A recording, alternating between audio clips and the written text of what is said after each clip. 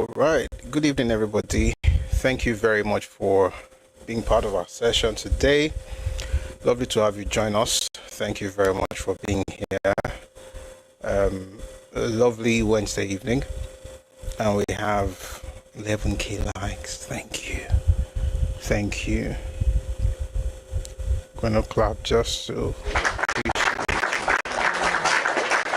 Thank you very much. Thank you for liking the live and for getting us, up here. Thanks a lot. But please don't stop our tapping. Ibo Jinodu, thank you so much. Thank you for your support. I really do appreciate your help day in, day out. Thank you. Please let's keep our tapping, and also let's share the live right here on TikTok. These things help us get to the FYP. Also, if you're on TikTok, click on the heart icon up here and join the team. Drop a heart to me, drop a gift. These things help us to get to the For You page. That's the FYP. So let's keep the numbers coming. If you're on YouTube, thank you for joining us, on folks on Facebook as well as Twitter. Thank you very much for being here. Please like the live and also share the link with others, whether you're on YouTube or you're on Facebook. For our folks on X, kindly like and repost. So today we are going to be having a conversation about the defense bit of the trial of Papa Awolowo. So we've talked about different things, but today we're going to be focusing on defense. We're going to pick up from where we left off the last time. And if you've been following the series, we started with, why, the old treason charge against Awolowo. Why did they come up with that, trial? Number two, how did it all begin? And then we went on to discuss the prosecution. And last time on Monday, we discussed defense. We started discussing defense. So today we're going to go a bit deeper into that. But before we do all of those things, we will first have the news. All right. And then we'll get into today's topic. The news, of course, will take different forms, depending, of course, on the news item we're reading per time. Before we get into all of those things, let's do a little housekeeping. Please like the live, share the live. Let's keep the likes going on YouTube, on Facebook. And that's my cue. I'm going to be back in a minute or so.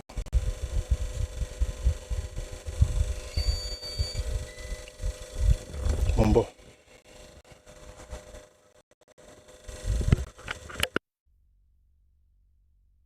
Please just keep liking. I'll be back in a bit.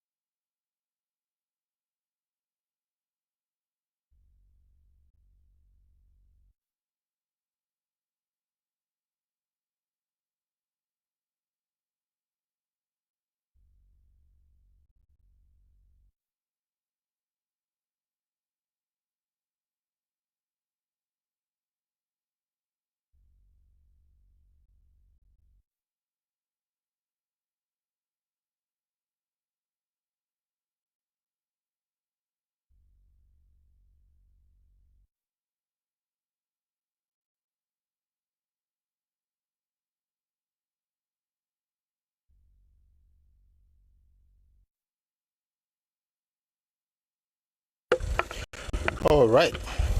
So, thank you very much for staying tuned. We're going to get to the news now, and then we will discuss the topic much later. For folks on YouTube, thanks for being here. Please like the live and share as well. If you're on Facebook, please like and share. If you're on Twitter, kindly like and repost. Let us begin with the news. If you are living in Nigeria, you must have noticed the hike in fuel prices. I mean, everyone has, if you live in Nigeria, even if you're not in Nigeria, we know what's happening in the Middle East, Iran and all, and how that is affecting the entire world. Well, Nigeria has not been an exception. People are feeling it.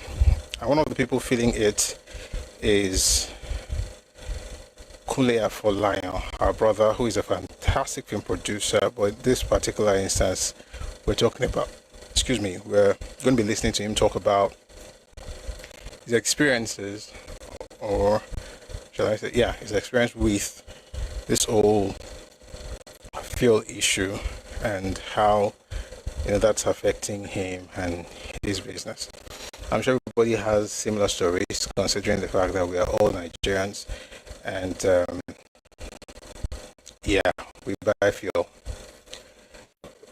We can hardly run anything without fuel, and it's worse that not only are you concerned about fueling your car, you're also thinking about fueling your generators. Because right now, as I'm talking to you right now, actually I went downstairs to put on the inverter just started beeping, so that means that I had to go.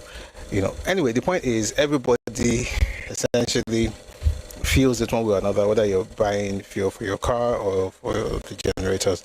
And things are being done. We're going to get to that later, but we're going to begin with what Kunle Afolayan actually said about this whole fuel matter. Please keep our tapping as you enjoy. Take a listen.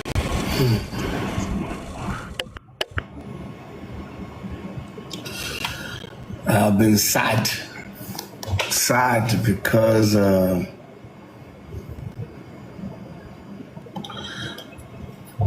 I can't cope with the 1,500 per liter of diesel.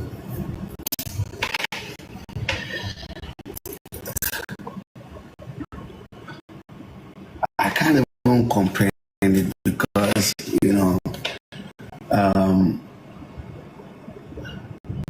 in one of the businesses that we run, Cap Village, we spend about 11 million in 4-5 weeks on diesel. 11 million for 5 weeks. And we have solar power, but we're still spending about 11 million in 4-5 weeks. In Lagos, Cap Hub, we still spend a lot on diesel, even though we have solar power. And when this announcement of the prices for diesel and all of that came, I've been sad. It's not sustainable. This, I don't know.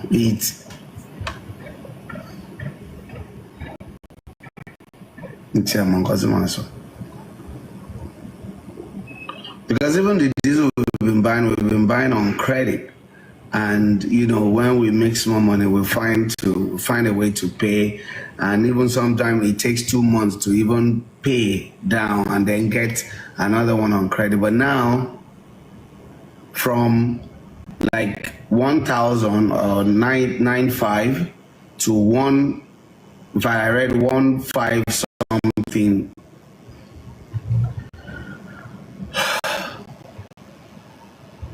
We need loan to upgrade our solar power. So please, if you can come to our aid, I'll really appreciate it.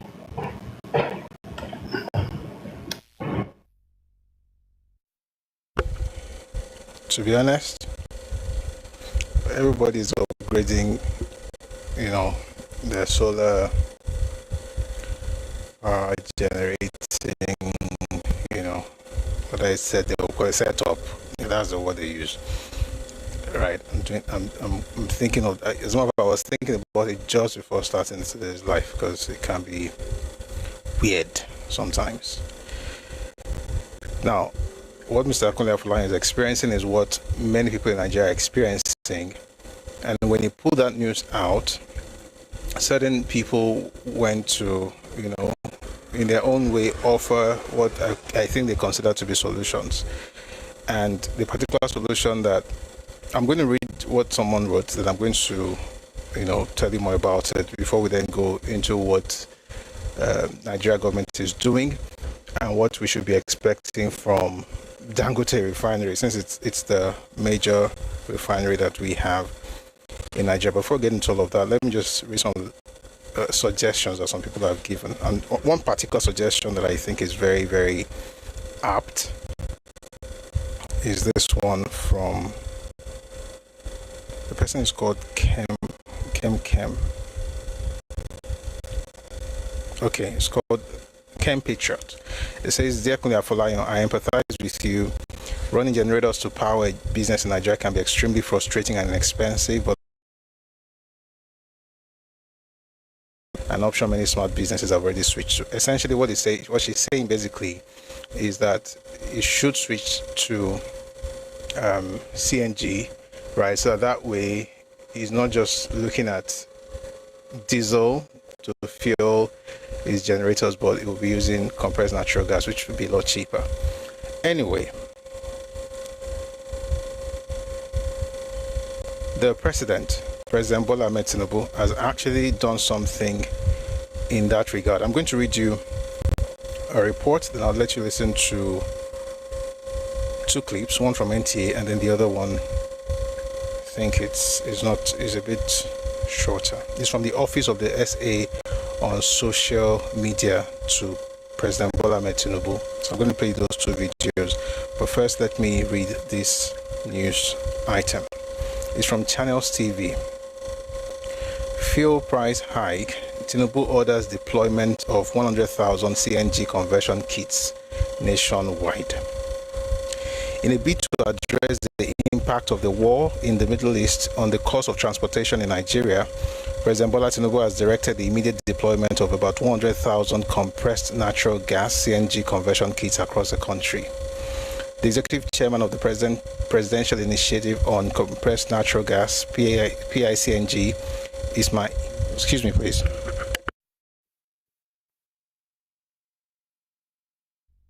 I'll start again.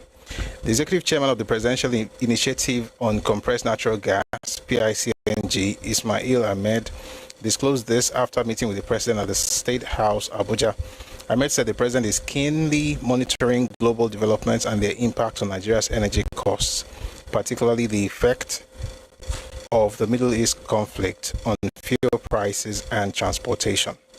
According to him, Tinubu has mandated the PICNG initiative to accelerate the rollout of CNG infrastructure and alternative mobility solutions nationwide. I'll let you listen to, let's just go straight to the office of the SA on social media, because it's essentially the same news with NTA, but this one is longer, so might as well just listen to this one. It's of the same person, Ismail Ahmed, who is the executive chairman of the Presidential Initiative on Compressed Natural Gas. But this is from the office of the SA on social media to President Bola Ahmed Tinubu. Let's take a listen to what the barrister has to say. Take a listen, please. Thank you so much. Thank you very much. All right, you just met with Mr. President. What may we know about this visit? So the president, as usual, he is always, trying to get information of what is going on, and especially with the war in the Middle East and the rising cost of petrol and diesel. The president wanted to know what we are doing at the PICNG and EV to scale up, the availability of gas and the CNG everywhere in the country, so that people would have less cost of transportation. So the president had given a direct mandate that we should immediately deploy about 100,000 kits that we are working with so many other stakeholders that would incentivize and get it into the market immediately and be able to convert a lot of vehicles and tricycles for people to be able to access gas. And then he also gave a directive that we must be able to fast track the infrastructure in bringing gas and CNG and electric mobility charging infrastructures to every part of the country, especially within the northern corridor, so that a lot of people will be able to access this. Now we have a global dynamics coming up. How is that affecting this availability? So that is the reason why the president is very enthused about it. He wants us to move quickly. So we have about 100,000 kits that we're going to deploy in the next 2-3 weeks. That the conversion centers will all be bustling with a lot of conversion activities. We have a proposal that we're going to deploy a lot of vehicles and tricycles that are by CNG and electric mobility as well. And that's what we are doing. And then we have about refueling stations, about 77 that are all in the different stages of being developed. In Kano right now, we have about 2 LCNG stations and about 5-6 daughter stations that are coming up as well. Along the corridors from Lokoja all the way to Abuja, Kaduna, Zaria, Kano, all the way to Maiduguri. These are all places that we are going to litter with a lot of refueling units. So it's something that we're looking forward to. The president wants results delivered very quickly so that Nigerians will be able to access the CNG and electric mobility. Okay. Are you also partnering manufacturers towards local production of the vehicles? Oh, absolutely. That's what we're dealing with. We're partnering with a lot of local manufacturers and even international manufacturers who want to set up assembly lines in Nigeria. That is the goal, because it's about job creation, it's about availability of this. And we're partnering with REA, that's the Rural Electrification Agency, to be able to supply solar, where we can set up charging stations across. Nigerians are already bringing in their electric vehicles, regardless. You know, what you have to do for them now is to be able to make sure that there are enough infrastructure for them to work with this, especially off-grid. Thank you. Thank you so much. All right, that was the Chairman, Presidential Compressed Natural Gas Initiative, Barrister Ismail Ahmed. Well, while he's saying that, Dangote has also put out a statement. By the way, I mean Dangote Refinery, not the person, the company, about this whole thing that's happening. And this is the MD. 1 second, please. Yeah, this is the MD of Dangote Refinery, David Bird, and this is what he has to say about why fuel is so expensive in Nigeria. Take a listen, please. What are we doing? We are fully exposed to the international commodity market. That needs to be widely understood. We purchase, even under the Crude for Naira program, we purchase Nigerian crude from the Nigerian government at international benchmark-related prices. We then pay international freight rates and international insurance rates in order to bring that crude from the terminal to the refinery. That's about 30-35% of our crude intake, as I've mentioned in previous meetings. However, we're designed around Nigerian crude, so we actively seek additional Nigerian crude cargoes. We buy those on the open market in US dollars. Historically, that's often changed through multiple traders' hands before we get access to it. And all that does is add further costs and premium to purchasing those Nigerian barrels and processing them through Dangote Refinery. And then there's another element about sort of, again, that balance of 30 to 40% of our crude diet that we purchase on the open market, and we've processed a wide variety of crudes, predominantly West Texas, but also from as far afield as South America, Central America, and then obviously we look very closely at West African grades. So fully international, fully exposed in that regard. So I fully acknowledge the pain that is being suffered. We are seeing that. We are doing what we can to ensure that we minimize costs throughout our supply chain. However, our price input is crude at benchmark-related prices. Freight is benchmarked against freight rates. To put some of those numbers in perspective, I mentioned the crude oil, the Brent. You could go back a week and it was hovering in a stable range of the mid-60s. It's now 118. If you look at freight rates, it would cost us what? All right. To be honest, I mean, I don't think they can do much. I mean, based on the fact that it's not really on them. Although I don't understand why there's a lot of, I mean, I think we've had like 4 hikes in the last 1 week. We've gone from 7, was it last week or 2 weeks ago? From 765 or so to 835 to 900 plus to 1,000 plus. Then another one a couple of days ago. So there's been a number of hikes in the last 1 week or thereabout. But then, like the chairman of the CNG person said, it's important for people to also, I mean, look at alternatives, and it's also good that the presidency is looking at putting out 100 kits so people can convert their cars into CNG cars. And for those of us who are interested in, I mean, who want to use CNG, but what you have is a generator, like Kunia Folayon. There's a company that somebody talked about. I don't know a lot about them, but I think that you can do your research. All right. You can, Timbarok or myself, for instance, green something, green energy. I think that's the name of the company. Green energy. They actually sell generators that use CNG. Do your research, okay? But I really hope that things get better in Nigeria, so that people won't have to, we won't have to spend so much on things like this. But to be honest, this is not just a Nigerian thing. It's universal. It's global. And there's a video I'd like to play here with the lady in the United States complaining about the same thing. Take a listen to this. Fuck you motherfuckers! Y'all done raised fuel prices up! Fuel prices is up! I just got back into the business and y'all done raised the freaking fuel prices up! Y'all done raised the prices up! $5 a gallon for fuel? Are y'all crazy? Are y'all crazy? What is going on? What the fuck is going on? I'm tired of this. I'm tired. I just got back into trucking and y'all done raised the fuel prices so high? Are y'all crazy? This shit don't make no sense. This don't make no fucking sense. I'm pissed.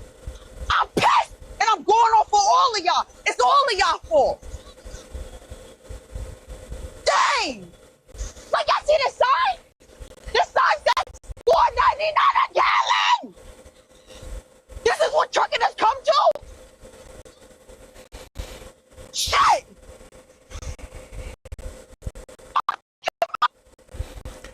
I smiled because of the pitch, not because of what she's saying. What she's saying is actually very serious.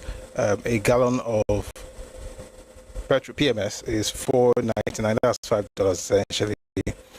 Someone in the comment section says our gas went up 75%. Eba ki Trump Eba ki Trump kwa ni se dada gbogbo lewa o. O kare o. So it's happening everywhere. Essentially, it's not it's painful, right? And this lady is definitely pissed off. But it is what it is, I guess.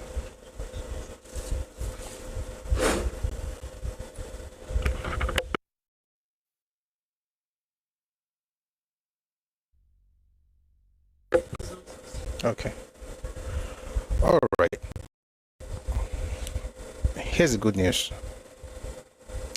Dangote Petroleum Refinery has reduced its ex-depot prices for premium motor spirits and automotive gas oil. This marks the first downward adjustment after several sharp increases recorded in recent days.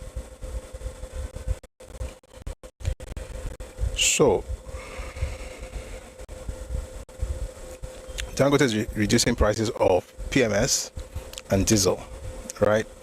I'm just going to read from their own page. Dangote Petroleum Refinery has announced a major reduction in the prices of refined products of PMS, petrol, automotive gas oil, that's diesel, with immediate effect 10th March 2026. Under the revised pricing structure, the gantry price of PMS has reduced from 1,175 to 1,075 naira per litre, while the coastal price has been lowered from 1,150 to 1,028 naira per litre. The price of diesel has also been reduced from 1,620 naira to 1,430 naira per litre. I mean, it's okay. It's okay, but I don't know. So, like I said earlier, so we went from 700 plus to 835, from 835 to 9 something, 925, from there on to 965, from then to 1,035 or so, or 25, then 1,050. No, 1,250. So now they're reducing it to 1,075. It's still over 1,000, but we'll see how it goes. But at least they are reducing by 100 naira. But let me just read some of the things they wrote here, because they wrote it. This decision is intended to assure Nigerians that the pricing mechanism remains responsive to global market dynamics and indicative of a fair pricing system. As responsible corporate citizens operating in a high governance code and ethical environment, we believe it is imperative to reduce the price of our products as a reflection of the decline in crude oil prices. All our crudes are priced on global benchmark price plus $3 to $6 additional premium. Our forex is paid at prevailing market rate. To be fair, I mean, with all this explanation, it's not their fault. Our forex is paid at prevailing market rate of the day with no subsidy in both crude and forex. For the avoidance of doubt, the crude supplied under the Naira for crude arrangement is priced according to the global benchmark price, plus a premium, which is then converted to Naira using the prevailing market exchange rate.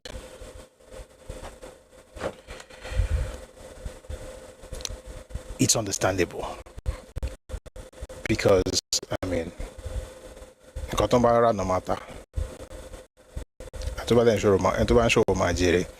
So even the whole thing about, they buy Naira is essentially the same price. It's the only difference is that they don't have to source for forex in order to buy the crude, but they're going to buy the equivalent in Naira anyway. So it's expensive. That's what they're saying basically, and they're going to have to sell based on what they've bought.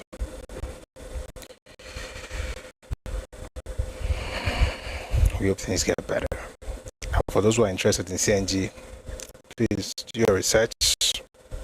If you want to convert your cars, be my guest. But hopefully things get better. May God provide for all of us, and may there be peace in the world. For the first time in a very long time, we're actually feeling that whatever happens in other parts of the world can affect other parts of the world, or whatever happens in one part of the world can affect other parts of the world. And the reason we're feeling this much is because there is no subsidy anymore. There's no subsidy, so there's nothing cushioning the effect, so to speak, unless of course with the CNG thing they're rolling out now, maybe it's going to help. But it's good and bad. It's good because at least that people are not stealing Nigeria's money and say in the name of subsidy, right, while just pocketing the whole thing. But it's bad because on a normal day, no matter what was happening around us, even if the whole world was burning, we'll still be buying at a particular price. It should be cheaper, but it may be scarce. And this is one good thing I've noticed in all of this, right? That you could just drive into any filling station and buy fuel. It's more expensive, but it's available.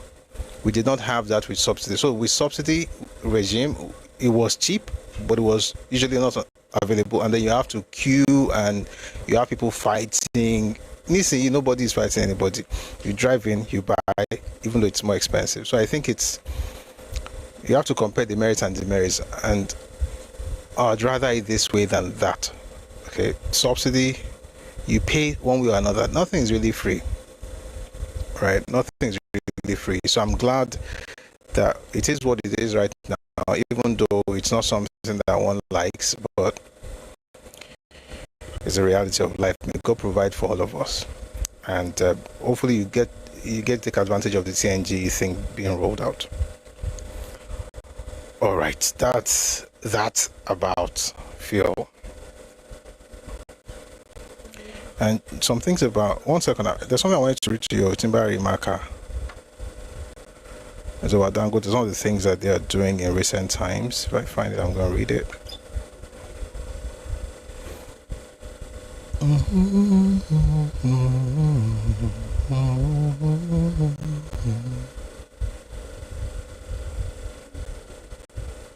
Yeah, so this is something from Business Watch Nigeria. It says Dangote refinery now supplies 92%. Mumbo. This is actually quite nice. That means that we're not also depending so much on import. Dangote refinery supplies 92% of Nigeria's petrol as imports pause. Federal government has not issued any petrol import licenses in 2026, according to regulators. Petrol pump prices remain above 1,200 naira per litre. Of course, now it has reduced. But they say it's still 1,200 naira per litre, despite the 100 refinery price cut. Nigeria's petrol supply structure is undergoing a dramatic shift as the Dangote Petroleum Refinery now accounts for about 92% of the country's daily fuel supply, following a pause in petrol import licenses by the federal government. Data released by the Nigerian Midstream and Downstream Petroleum Regulatory Authority (NMDPRA) shows domestic refineries supplied about 36.5 million litres of premium motor spirit (PMS) per day in February, compared with just 3 million litres imported daily. The figures bring Nigeria's total daily petrol supply to roughly 39.5 million litres for the month, marking one of the lowest levels of fuel importation in years as domestic refining capacity expands. Industry sources confirm that the NMDPRA has not issued any licenses for petrol imports in 2026, reflecting growing confidence that local refining can meet national demand. This is good. All right.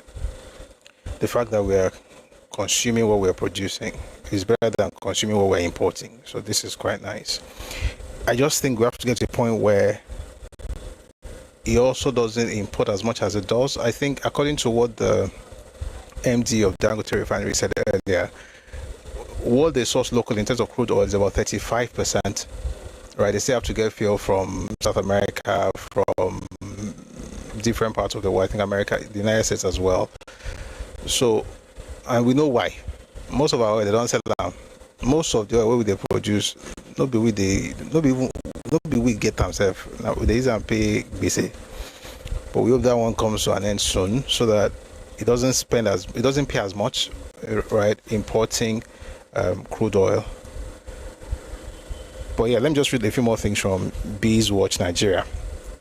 It says here, the development marks a significant shift for Nigeria's historic reliance on imported fuel. For decades, the country remained one of the world's largest petrol importers due to limited domestic refining capacity. However, the ramp-up of operations at the 650,000 barrel per day Dangote refinery, the largest single-train refinery in the world, is gradually reducing that dependence. Despite the increase in local supply, petrol prices at retail outlets have remained elevated. Filling stations across Lagos, Ogun, and Abuja continue to sell petrol between 1,200 naira and 1,330 naira per litre, even after the refinery reduced its gantry price by 100 naira to 1,075 naira per litre. The refinery said the price cut reflected falling global crude oil prices, which had recently retreated after surging earlier in the week due to escalating Middle East tensions. It's correct that, so this is what the NMPDRA said, the senior official said. It says it's correct that we've not issued any import licenses this year. local production has met national requirements, so there's no need for importation. I like the fact that NMDPR is the one saying this one, because after the last drama between Dangote and their boss, but everybody don't get sense. Dangote is gradually enjoying a monopoly in the downstream sector, and that is not healthy for any market, an oil industry operator said, warning that competition could decline if imports remain halted.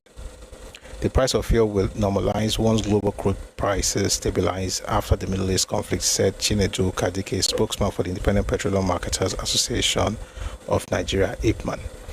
I think that we should have more refineries. Here's the issue, and this is just my own thoughts. When you come up, you can share your thoughts with us. Would it be nice to have alternatives to Dangote? Absolutely. Would it be okay if it was imported? Not bad. The question that I just have is this. So let's say they go abroad and bring this fuel. Are they going to sell cheaper with the same quality? So if it's going to be cheaper and of the same quality, then why not? But knowing what we know, not be like what they won't give us with that. But we'll see how that plays out much later. All right, let's leave fuel matter and go something else. Ade says they want to start this year importation. I mean, they will bring one fuel like that. But people have bought nonsense in this country. I don't say we have bought nonsense. Just give us all kind of epo, orishirishi, petrol that looks like it's coffee, another one that looks like it's playing with palm oil. People's engine can't knock it. They should have petrol. Anyway, let's move away from petrol and discuss something happening back home in Abuja. We all know that what's happening is happening because of what's happening in the Middle East. We pray for peace. For the first time, you actually understand what it means to pray for peace in the world. You pray for peace. Someone says during Abacha time, yes, different smell. Yes. Oh God. I don't want to say PTSD. What you guys just wrote in the comment section. Just have you ever? I don't know. I'm sure you probably did this. Maybe like during that Abacha time. Did you ever have to siphon fuel with your mouth? Oh God. But we know the different tastes of petrol.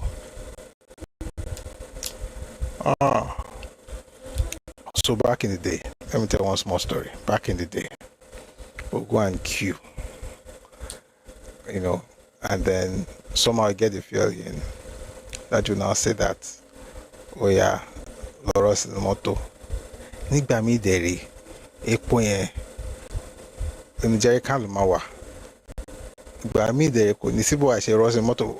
So somehow you have to blow. If it's not working, then you have to now try to siphon it. And God, someone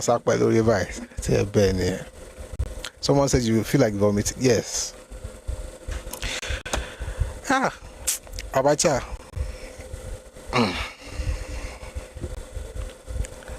I don't want to think. I mean, the things you guys are writing in comment section just make me think about terrible times. Someone says there was a time petrol fumes entered my brain while trying to suck petrol. You said there was a time. Me, there were times. Sometimes the petrol itself, sometimes the fume, all kinds of. But why would a person have to go through all of those things now? Why? Shogun Layeni. Ma fepo. Ma fepo. Kon fa sagbari ni. O ma dun gba won.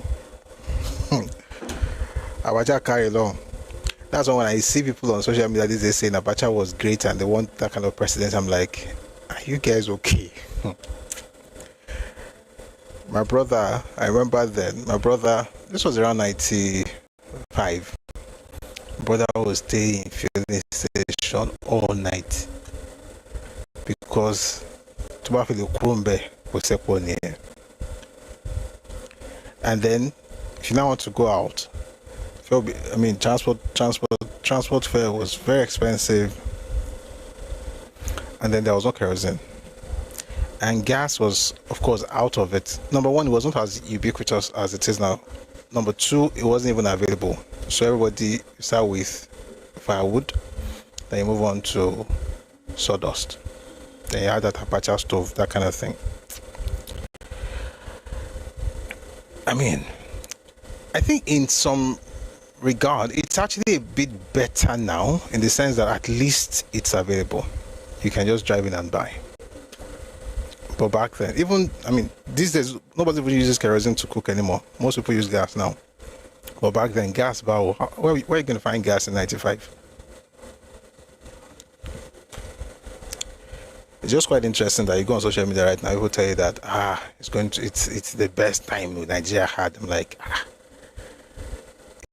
it's not like 1965, it's 95 and LMB. How can you say it was good, it was better than now? Someone says coal pot with charcoal. Yes, all kinds of things. And one good thing about Nigeria though is that we can adapt, right?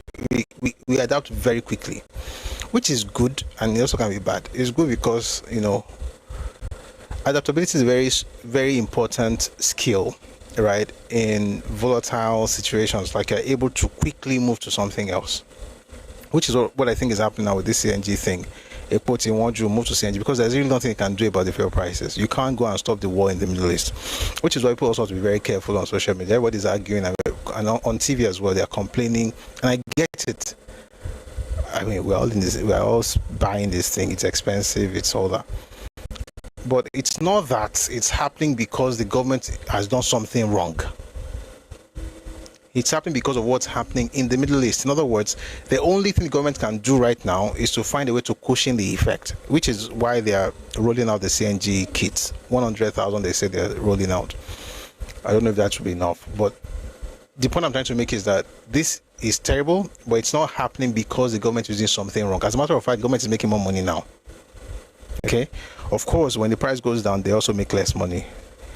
Maybe it's that money they're not used to buy CNG kits for all of us. We don't know. But the point is, we also have to be very careful the way we have these conversations and blame the government. They didn't do anything wrong. Or you're going to say it's gas care. If you were not ultra rich, what do you want to get? Even if you're ultra rich, Shebi is when you have money that you use your ultra richness to buy stuff. Go to AC. Well, even when you're ultra rich, no petrol, no gas. These days you can buy gas. You can just take your cylinder to a gas station and buy. In a way, things are better. But in a way, things are better. But they can get a lot better than what we're experiencing right now. We're hoping that, you know, there will be peace in the Middle East. But apart from that, that the government will also do more in terms of cushioning the effect, because people are spending a lot of money to move around, right? Because so if they give these commercial transporters a lot of CNG kits, I think they should get it before even private. I would love to have it, but the truth of the matter is that more people depend on commercial buses to get from point A to point B. So if they are spending less, that means that majority of our people will be spending less to commute from one end to another. I think the government should do more in that regard. Ade says, "Nino fi no la ni omo pandoro on yoko." Say yoko no man pesa, but I get the point. Allah Shanoa.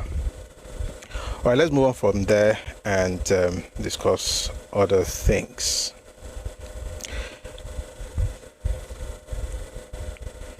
Taiwo Yedele, Minister of State for Finance designate, was at the Senate earlier today.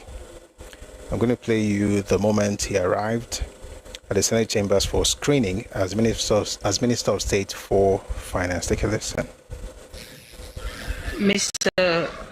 Taiwo Yedele, the ministerial nominee, is from Ondo State.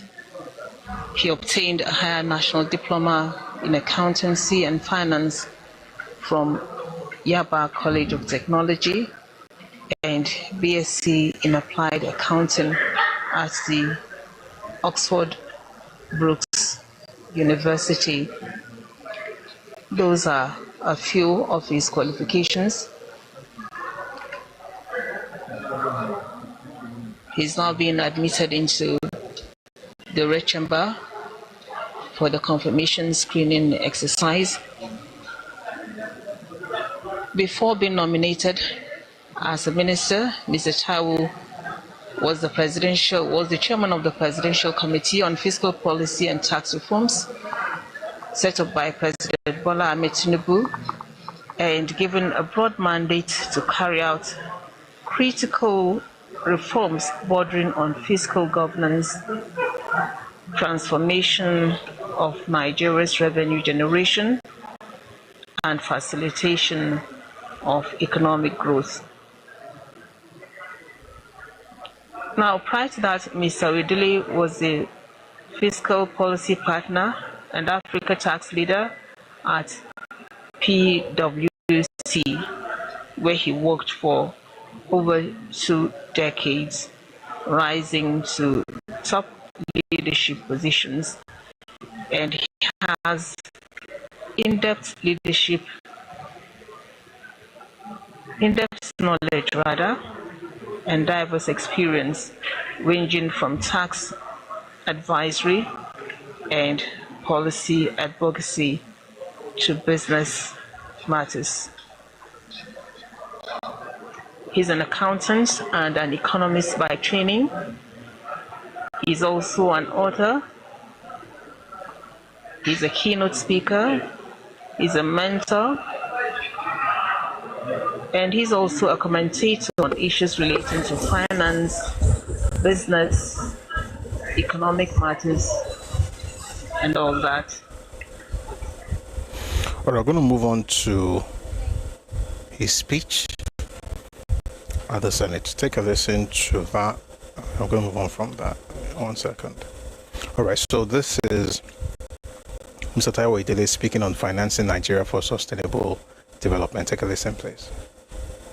So I'd like to briefly speak with your permission, Mr. President, on financing Nigeria for sustainable development, starting with our present fiscal reality. Distinguished senators, our fiscal reality is well known. Government revenue remains low relative to the size of our economy, while demands on government continue to rise, from infrastructure and healthcare to education, security, and social protection. Economies that cannot generate sufficient revenue to meet their basic obligations struggle to secure their borders, protect their citizens, and maintain social cohesion. Fiscal fragility amplifies insecurity through unemployment, poverty, illicit economies, and weakened state capacity. Just to give context as to the size of the challenges, but also the size of the opportunities. In 2025, Nigeria earned less than $130 equivalent per capita in revenue. This amount is 10 times smaller than the average for the top 5 economies in Africa, including Nigeria. That is South Africa, Egypt, Morocco, as well as Algeria.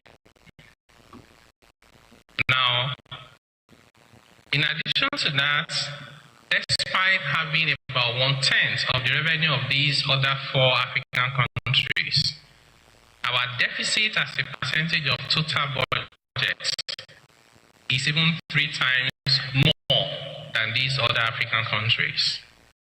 These constrain public spending per capita to less than 10% of the same group. We are unable to spend sufficiently for our development, whether it's infrastructure to human capital development. This is our current reality, but it doesn't have to remain like this. We can change this narrative and guarantee our country a better future. All right. That was the Minister of State for Finance designate, Mr. Taiwo Idele. For those of us on TikTok, please let's power tap. Let's try and get the lives going. Please like the live. Let's share the live as well. If you're on YouTube and on Facebook, please like and share. For those of us on X, please like and repost.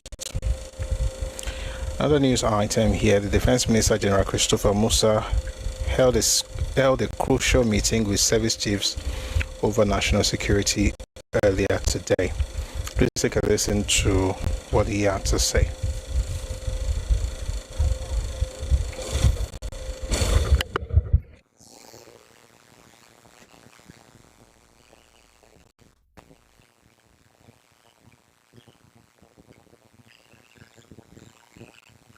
Services to review our strategy with members of the services, to review our strategy in all our theaters within the country. We're all aware of the issues on ground, but want to assure Nigerians that members of the armed forces are working tirelessly in ensuring that Nigeria is safe and secured. Whatever any information anybody will give, please let them clarify with members of the armed forces. We know because of the issue of social welfare, social media, there are a lot of falsehoods being spread out. The armed forces is on top of its game. We are putting in every effort to ensure that we secure the country. We are aware that we have suffered some casualties, but I can tell you the terrorists, the bandits are taking more. We're taking more commanders out. We're taking more of their assets out, and we'll continue to do that. We want to appeal to Nigerians not to give in. Nigerians to continue to support members of the armed forces. We must work together. This challenge is a Nigerian challenge. It's not only the armed forces challenge. Other security agencies are also working in synergy with us. We want to congratulate the new IGP of police for coming on stream. We assure him of our openness in working, and we want him to really key in as quickly as possible so that we can continue to contain the situation. I want to seize this opportunity to thank Mr. President for all the support to members of the armed forces and other security agencies and members of the National Assembly and other states. We know some state governors are also contributing to our efforts. But overall, we want to assure Nigerians that they should remain confident, they should remain determined and focused. When you see something that is going wrong, please don't hesitate to report. Action will be taken as quickly as possible. I want to also appeal to those few bad Nigerians that are supporting these individuals with information, with logistics. A friend of a thief is always a thief. We will deal with them as we deal with those criminals. It's important that we must put hands on deck in ensuring that Nigeria is safe, because an all society and all of government approach to it. For the media, I want to appeal. Please don't allow your medium be used in spreading terrorism, because it is easier when you spread out their videos, their TikTok, you give them the opportunity for them to shine. We have seen what is happening in other areas, in other battles that are ongoing, other campaigns all over the world. We don't see these things because you don't give them the opportunity for them to use it as propaganda against your forces. These videos, these pictures want to demoralize our troops, and we don't want that. So we appeal to you to be very professional in your approach, but we assure you that we're fully committed. Mr. President has given us a mandate to ensure that all these attacks and all these things are defeated, and we'll ensure Nigerians that will do that. We want to thank you for this opportunity, and please, we're open to discussion with anybody. We're not hiding anything. We must continue to work together. Thank you very much.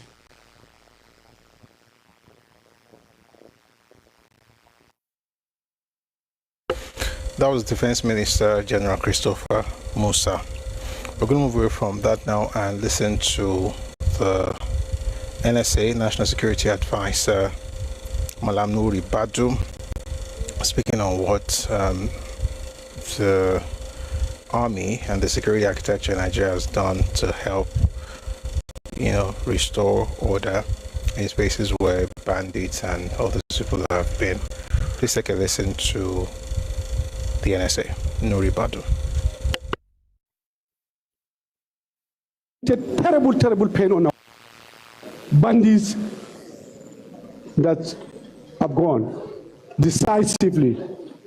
We put pictures to them. They have names. These are people who are in charge of territories. Those who inflicted terrible pain on our people. Murderers. You have seen them. Kachala, Gurugu, Kasina.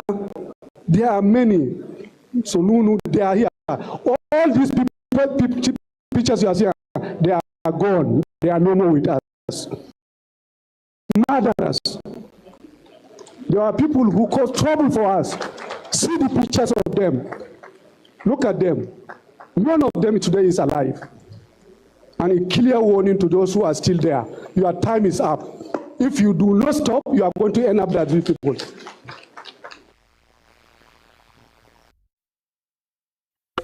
One second. There's one more I'd like you to listen to.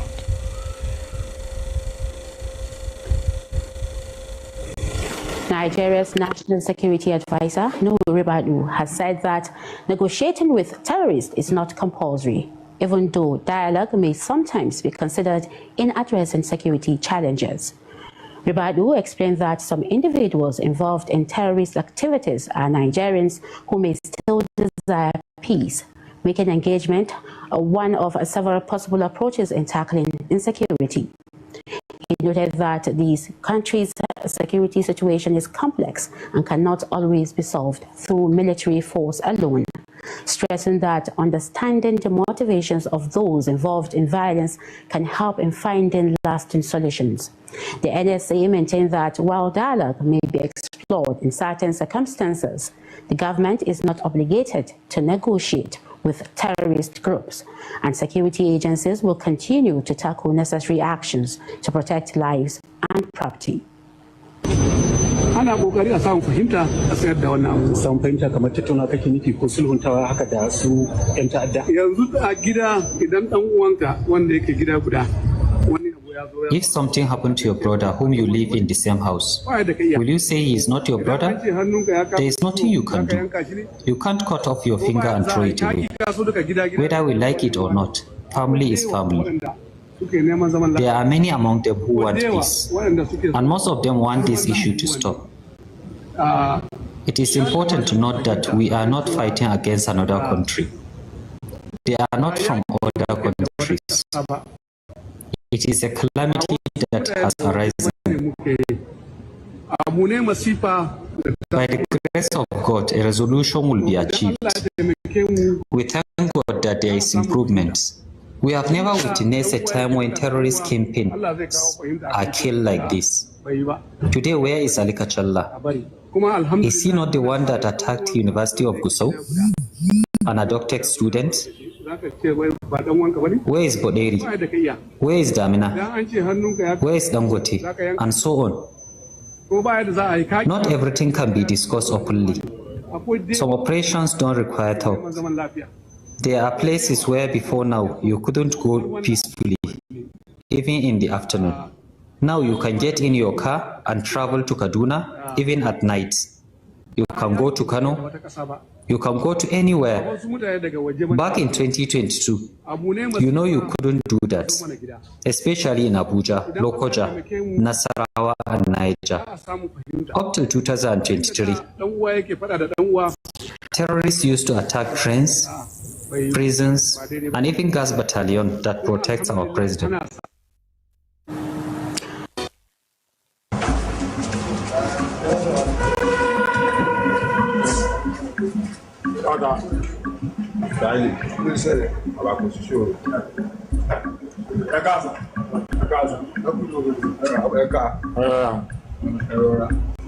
Látàrọ̀ láti ń dààmú kí kọ́lọ́n tó ní kárí àyín nìsín. Ṣẹ̀rí jẹ́jẹ́ wa là ń bọ́ ń gbàtà kúrò nílé lọ́dọ̀ bá mi wípé káwa náà ti ẹ̀rìn ìlú lọ wò. Bá a ṣe wá ń rìn káàkiri bá a ṣe dé orí bíríìjì níbi tí yóò ga ọ̀nù lóyún Òṣòdì.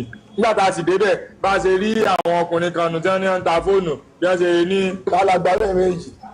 Èmi ni. Mo ń gbọ́dọ̀ tẹ̀rí àti dé Èkó nísìn ilẹ̀ ti ta sí jẹ́ àwọn méjèèjì bá a rí ṣe wọ́n káàkiri wọn. Àwọn ajáde ń bá wọn ní Fáṣọlá ti ṣe gbogbo Òṣòdì àwọn aṣoṣòdì àwọn aláǹfẹ́ tí wọ́n ta fóòmù méjì ni ara lọ́wọ́ wọn. Paraba yóò fẹ́ ta fóòmù ṣé fóòmù bẹ́ẹ̀dì àbí fóòmù kìnnì tí wọ́n máa fi ń pè íńtánẹ́ẹ̀tì àwọn gba fóòmù lọ́wọ́ àwọn ará àwọn agbowó lọ́wọ́ wa nígbà tó wà kó wọ́n lọ kó kínní agolo lásán fáwa àwọn lọ wò àwọn lọ bẹ́ẹ̀ bá àti fùfú ń bẹ̀ ẹ̀wọ̀n tí ó dùn mí jù ń bẹ̀ ní pé bẹ́ẹ̀ ṣe fẹ́ bá wọn yanjú ọ̀rọ̀ torí pé wọ́n ní àìlò lórí oko gbogbo wọn. àbọ̀rọ̀ aláké.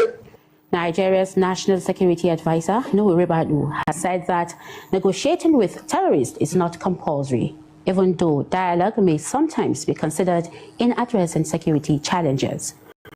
Ribadu explained that some individuals involved in terrorist activities are Nigerians who may still desire peace, making engagement one of several possible approaches in tackling insecurity.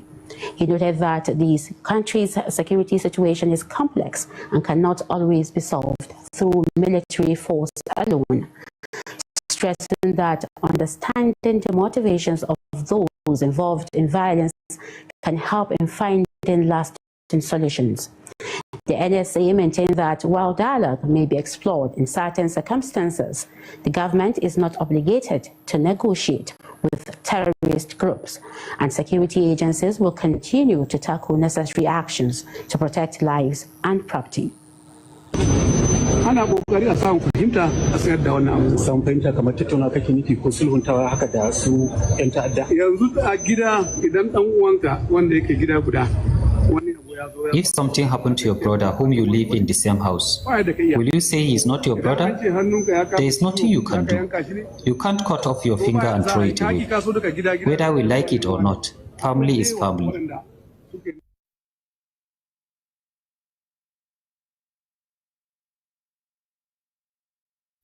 He said, thanks for comedy clip. Sincerely, I had some light issue, power issue, so I had to quickly go and fix it. Alright, yeah, the reason I played the first video was because the second video, people have been saying all kinds of things about it, like he called certain people his brothers. But I also want to understand, I want to also talk about the consistency, right, of the NSA, that he's not saying let's pamper them. I think it's a two-way thing. He's saying, and I'm not holding brief for him, but I think it's also important for us to be fair. Okay, he's saying that those who want to maybe change, you know, there's a way to relate with them, and he's saying that okay, let's have a situation where they can be rehabilitated.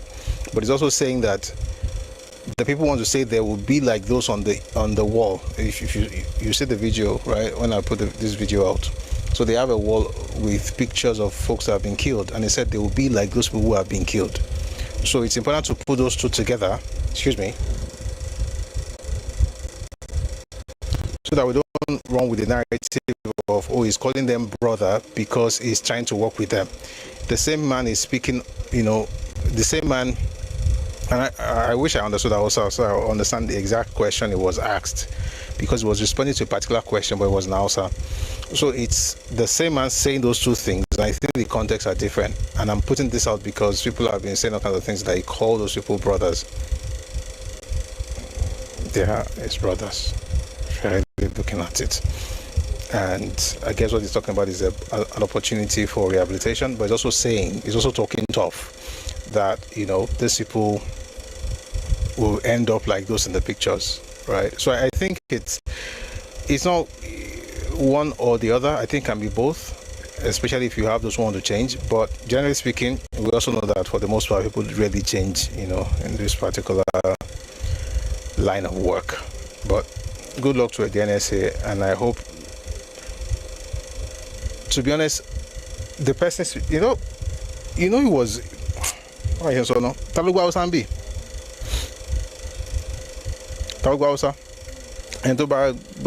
maybe you'll be able to help understand. I just need to know the question that was asked, because they did not interpret the question, they didn't translate the question, they only translated the response. So that's the reason I'm very careful how I respond to the video itself. But let's move away from that very quickly.